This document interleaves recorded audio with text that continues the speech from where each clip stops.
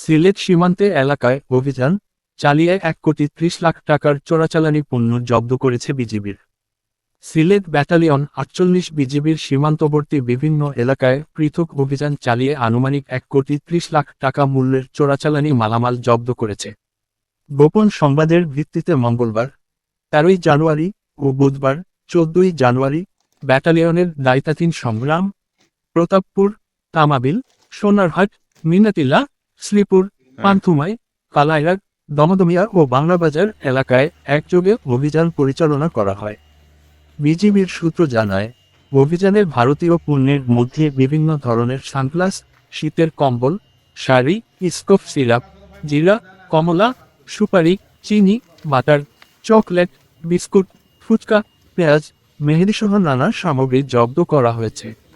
পাশাপাশি সীমান্তপথে চোরাচালানের সঙ্গে সংশ্লিষ্ট হিসেবে মহিষ ও গরুও আটক করা হয়। এছাড়া বাংলাদেশ থেকে পাচারের চেষ্টাকালে বাংলাদেশি রসুনও জব্দ করা হয়েছে। জব্দকৃত মালামালের আনুমানিক সিজার মূল্য ১,৩০,০০,০০০ টাকা বলে জানিয়েছে ব্যাটালিয়ন কর্তৃপক্ষ। উদ্ধারকৃত সব মালামালের বিষয়ে বিধি অনুযায়ী প্রয়োজনীয় আইনগত ও প্রশাসনিক ব্যবস্থা নেওয়া হবে বলে জানানো হয়েছে।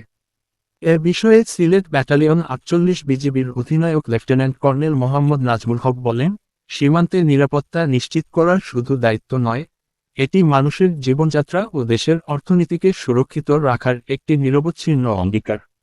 চোরাচালান ও মাদকদ্রব্য পাচার প্রতিরোধে বিজিবির আভিযানিক কার্যক্রম এবং গোয়েন্দা নজরদারি সবসময় সক্রিয় রয়েছে।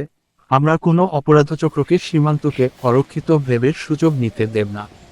সীমান্তের প্রতিটি ইঞ্চি ভূমি আমাদের কাছে আস্থার প্রতীক, আর সেই আস্থা রক্ষায় বিজিবির দিনরাত কাজ করে যাচ্ছে।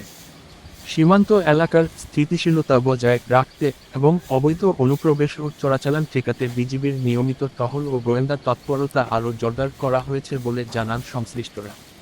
স্থানীয় জনসাধারণের সহযোগিতা নিয়ে সীমান্ত সুরক্ষায় সর্বোচ্চ সতর্ক বজায় রাখার কথাও জানানো হয়। শেষ পর্যন্ত